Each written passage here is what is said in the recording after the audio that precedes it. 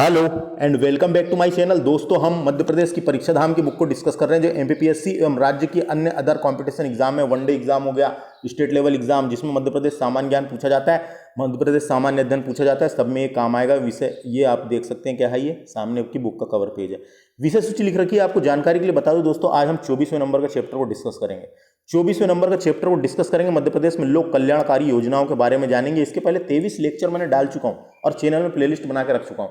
आप उसको देख के अपने कॉन्सेप्ट क्लियर करके उसको बार बार पढ़ के उसमें चैंपियन बन सकते हैं और आसान तरीके से तैयारी जारी रख के अपनी एग्जाम को क्लियर कर सकते हैं। आइए शुरू करेंगे ज़्यादा देरी ना करते हुए। आपको जानकारी के लिए बता दूं दोस्तों, ये इतिहास पूरा कंप्लीट हो चुका है मध्य प्रदेश का, है ना। प्राचीन, मध्यकालीन और आधुनिक चैनल मिल जाएगी प्लेलिस्ट। आगे चलते हैं अपन। तो देखो दोस्तों, 24वें नंबर का चैप्टर है। कौन से नंबर का? 24वें नंबर का है। काय का? परीक्षा धाम के बुक का है। तो मध्य प्रदेश की लोक कल्याणकारी योजनाओं को हम डिस्कस करेंगे। सबसे पहले पता होना आपको लोक कल्याणकारी का अर्थ क्या होता है। लोक कल्याणकारी राज्य, अपन पढ़े ना संविधान में, लोक कल्याणकारी राज्य की स्थापना करना, ऐसा लिखा हुआ है कि नहीं अनुच्छेद में।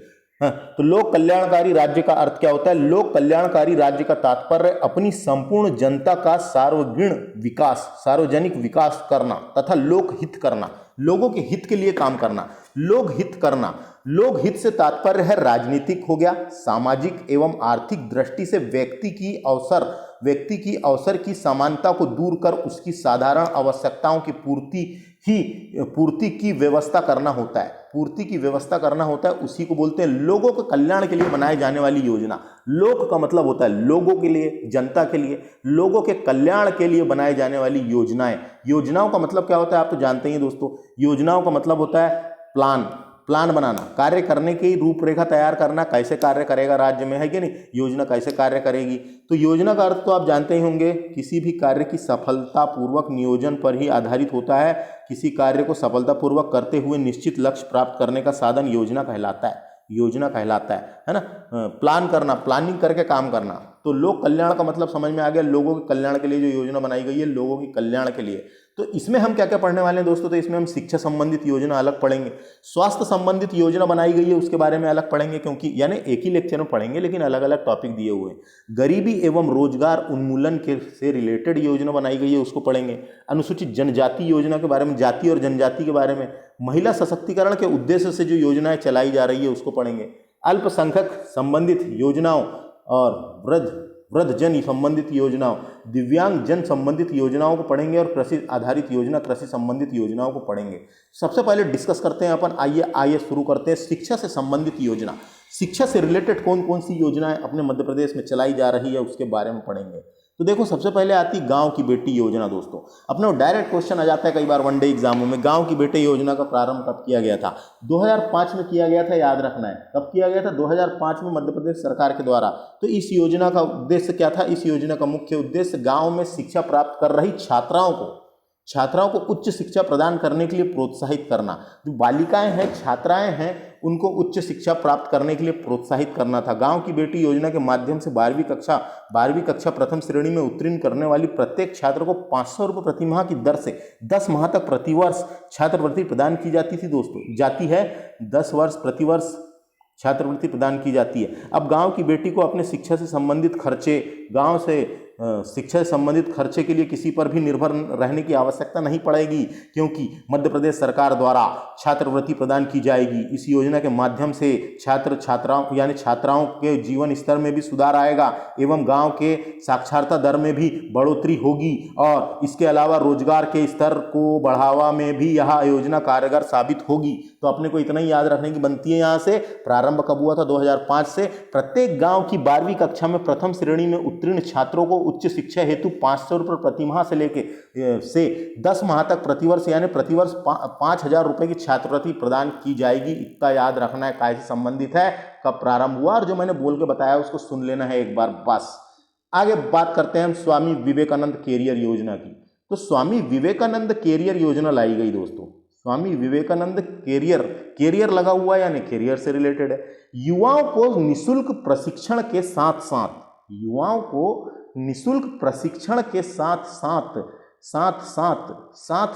उन्हें रोजगार और स्वरोजगार से जोड़ने में भी मध्य प्रदेश राज्य सरकार मदद करेगी।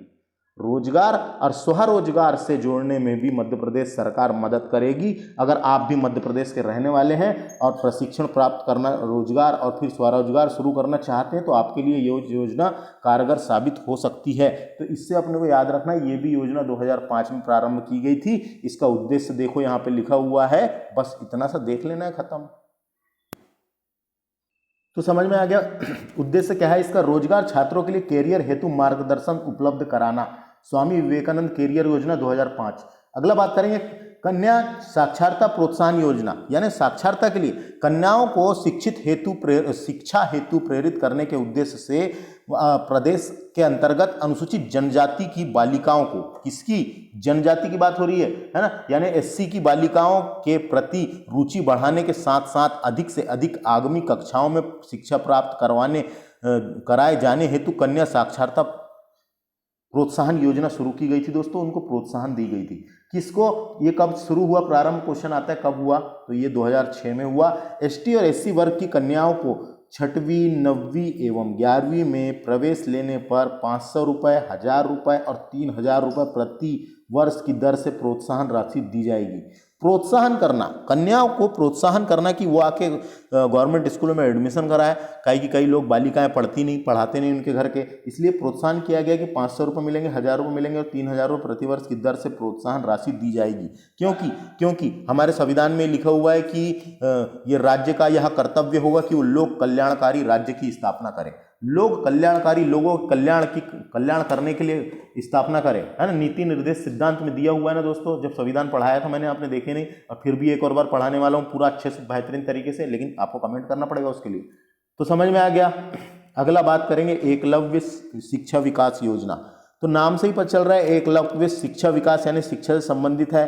तो तेंदुपत्ता संग्राहकों को, होनहार बच्चों को, तेंदुपत्ता संग्राहकों के जो तेंदुपत्ता चुनने वाले लोग हैं दोस्तों, उनके जो होनहार बच्चों को बेहतर शिक्षा प्रदान करने के उद्देश्य से मध्य प्रदेश सरकार द्वारा मध्य प्रदेश एकलव्य शिक्षा विकास योजना को लागू किया गया है। इस योजना को एकलव्य शिक्षा छात्रवृत्ति योजना के नाम से भी जाना जाता है। इस योजना के अंतर्गत तेंदुपत्ता संग्राहकों को, मवेशी चराने वालों को, वनोपज समिति एवं प्राथमिक वनोपज समिति के बंधकों के बच्चों को अच्छी शिक्षा प्रदान करने के लिए सरकार द्वारा आर्थिक मदद दी जाती है, ताकि इन बच्चों का शैक्षणिक विकास किया जा सके, शिक्षा से रिलेटेड विकास किया जा सके, ताकि इन बच्चों का शैक्षणिक विकास किया जा सके। इस योजना को ऐसे कैसे मिलेगा लाभ, तो कैसे मिलेगा तो हम बताते हैं। इसके अंतर्गत आवेदन करना पड़ेगा, आवेदन करके बनना पड़ेगा। यहाँ देखो क्या लिखा है, इसको पढ़ते हैं।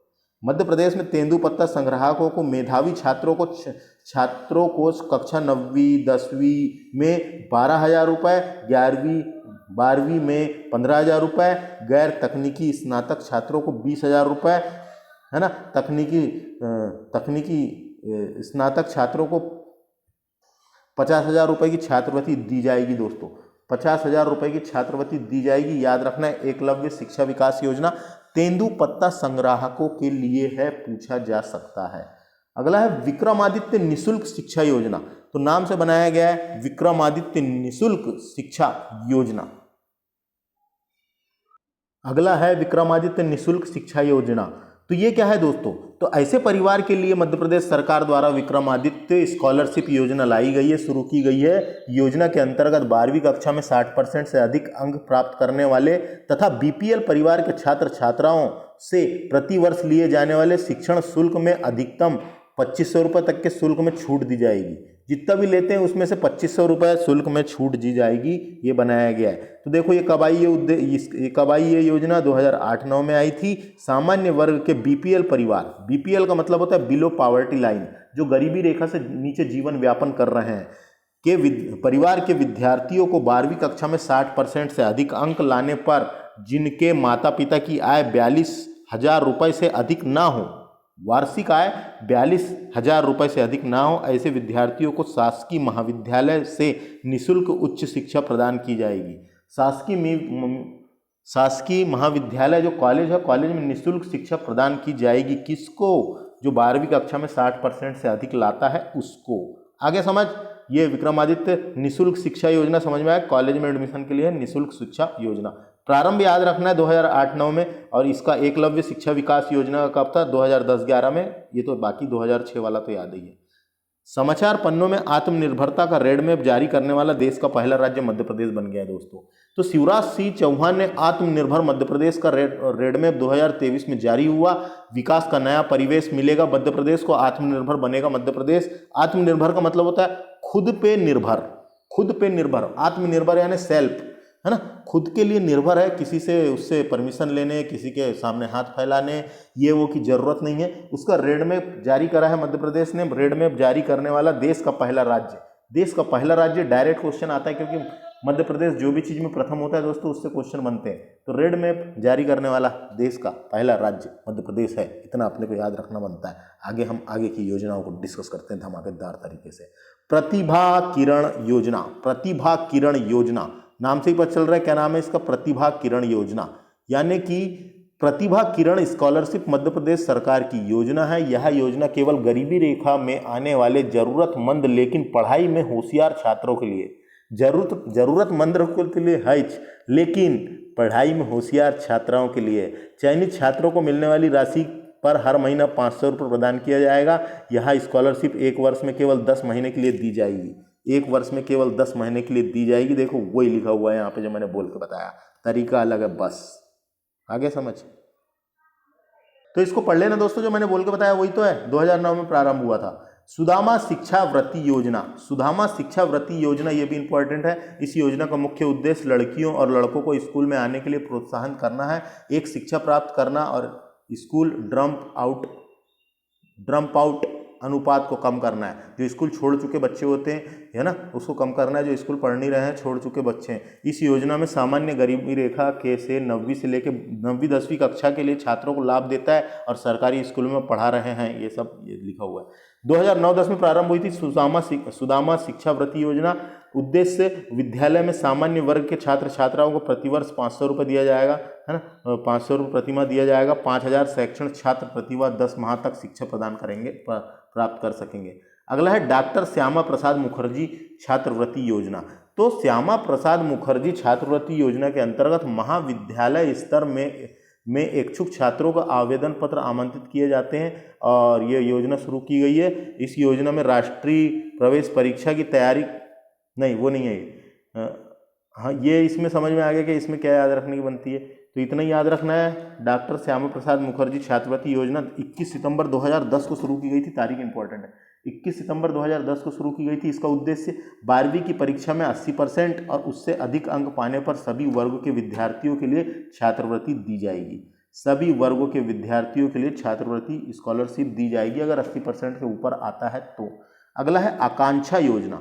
आकांक्षा योजना ऐसी योजना है दोस्तों, आकांक्षा योजना मध्य प्रदेश सरकार ने राज्य के अनुसूचित जनजाति वर्ग के, जनजाति यानी एससी वर्ग के लिए है ना, जनजाति वर्ग के विद्यार्थियों के लिए आकांक्षा योजना शुरुआत की है। इस योजना में राष्ट्रीय प्रवेश परीक्षा की तैयारी करने के लिए विद्यार्थियों को कोचिंग की सुविधा प्रदान की जाएगी। इस योजना का लाभ केवल एमपी के अनुसूचित जनजाति वर्ग के विद्यार्थी ही उठा पाएंगे, बस उनको मिलेगा। आकांक्षा योजना को आदिम जाति कल्याण विभाग को सौंप दिया गया है। इस योजना में अनुसूचित जनजाति के छात्रों को सरकारी परीक्षा की तैयारी करने का लक्ष्य रखा गया है। उनको कंपटीशन एग्जाम की तैयारी करवाई जाएगी, निःशुल्क करवाई जाएगी।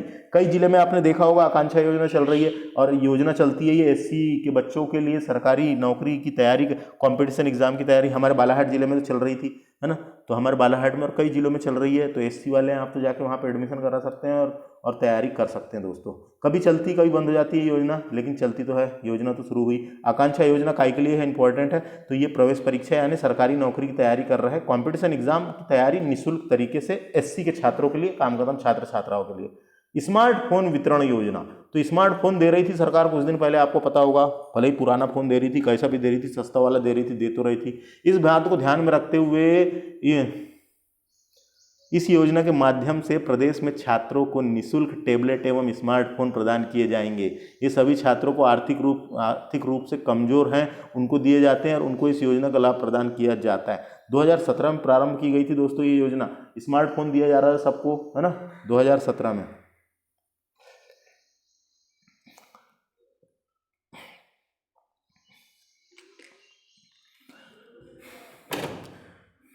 यह योजना सभी वर्गों को, अनुसूचित जाति, जनजाति, अन्य पिछड़े वर्ग तथा सामान्य वर्ग के विद्यार्थियों के लिए बनाई गई थी।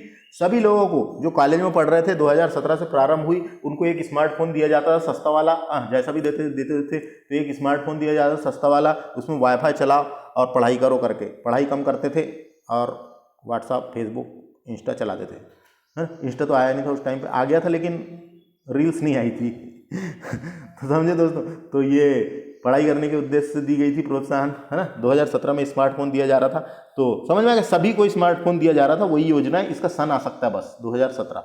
अगला है मध्याह्न भोजन कार्यक्रम। इंपॉर्टेंट है दोस्तों, मध्याह्न भोजन कार्यक्रम पूछा जा चुका है कई बार परीक्षा में। मध्याह्न भोजन कार्यक्रम भारत सरकार की एक योजना है। ये भारत सरकार ने बनाई थी ये योजना, भारत सरकार की एक योजना है जिसके अंतर्गत पूरे देश में प्राथमिक एवं लघु माध्यमिक विद्यालयों को, छात्र छात्राओं को दोपहर का भोजन निःशुल्क में दिया जाएगा। यानी कि उनका कहना था कि आप सिर्फ अपना कॉपी पुस्तक लेके स्कूल आओ, स्कूल में ही खाना वानी सब मिलेगा। तो जो दोपहर का भोजन निःशुल्क दिया जाता है दोस्तों, दोपहर का भोजन निःशुल्क दिया जाता है, वहाँ पे बनता है, वहाँ पे वो बाई लोग बनाती है, और बनाने के बाद सबसे पहले टीचर लोग खाते हैं, एक दो लोग टीचर खा के देखते हैं सही बना है कि नहीं, और उसके बाद पूरे बच्चे खाते हैं थाली वाली लगा के बेहतरीन पेट भर के, उसके बाद पढ़ाई करने बैठते हैं दोस्तों।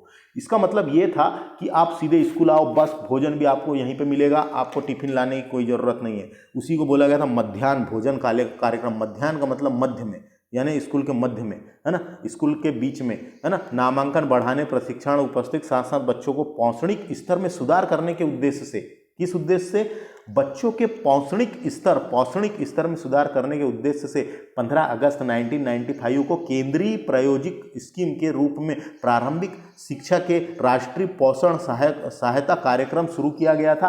अधिक बच्चे खाली पेट स्कूल आते थे दोस्तों, गरीब रहते थे कई, है ना, घर में जल्दी खाना नहीं बनता था, तो खाली पेट स्कूल आते थे, इसलिए ये योजना प्रारंभ की गई। स्कूल बच्चे आने से पहले भोजन नहीं कर पाते थे, इसीलिए उन्हें भी दोपहर तक भूख लग जाती थी और अपना ध्यान पढ़ाई पर केंद्रित नहीं कर पाते थे, इसीलिए उनके लिए यह योजना बनाई गई।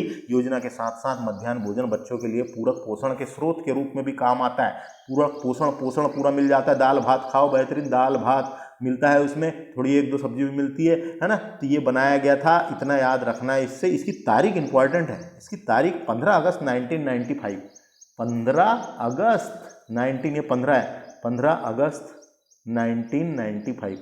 मध्याह्न भोजन कार्यक्रम कब शुरू किया गया पूछा जा सकता है, 15 अगस्त 1995 को, है ना। यहाँ क्या लिखा है, प्राथमिक स्तर पर प्रत्येक बच्चों के भोजन में 450 कैलोरी, देखो कैलोरी कितनी, 450 कैलोरी एक दिन में, 450 कैलोरी में 12 ग्राम प्रोटीन उपलब्ध कराया जाता है। हालांकि इसका नाम बदलकर पीएम पोषण कार्यक्रम कर दिया गया है। जो मध्याह्न भोजन कार्यक्रम का नाम बदलकर पीएम पोषण कार्यक्रम कर दिया गया है।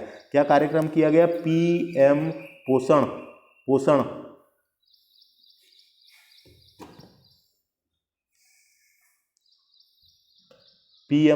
कार्यक्रम, यानी प्रधानमंत्री पोषण शक्ति निर्माण या पोषण कार्यक्रम कर दिया गया। प्रधानमंत्री पोषण कार्यक्रम कर दिया गया, इतना याद रखना है। कब, 15 अगस्त 1995 खत्म। आगे बढ़ते हैं अपन।